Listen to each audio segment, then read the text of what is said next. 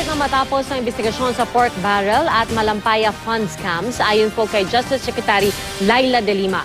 Ibinunyag naman ang abogado ng mga whistleblower na ilan sa mga ipinatawag ng Senado nitong Huwebes kasama rin sa scam. Nakatutok si John Consulta.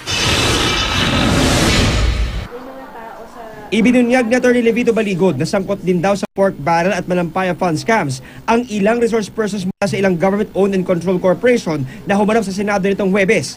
Dalawa umano sa kanila ang tumanggap ng milyong-milyong pisong komisyon. Bagamat hindi sila pinangalanan, may ebidensya raw si Baligod para patunayan ito. Ang mas accurate siguro ay kasama sila sa panloloko sa kaban ng bayan. Yung mga empleyado ni Ginang Napoles na whistleblowers ngayon ay sila ang mga naghanda ng pera, sila ang nag-abot o alam nila dahil may cash voucher na napirmahan Pati sila talagang tumanggap ng komisyon nila. Sa isinagawang case conference sa NBI kagabi, sinabi ni Justice Secretary Laila De Lima na malapit tapos ang isinagawang investigasyon sa mga naturang scam. Sa Lunes, inaasahang may mapasa na ng whistleblowers ang kanilang supplemental affidavits para sa ihahaing reklamo. Napatagal daw ang pag-review sa accounting records ng whistleblower na si Ben Hurluy.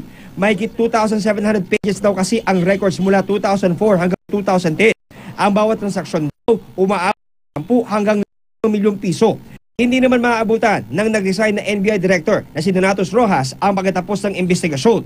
Kanina, nagpaalam na siya sa kanyang staff matapos tanggapin ng Pangulo ang kanyang resignation. John Consulta, Nakatutok, 24 Oras.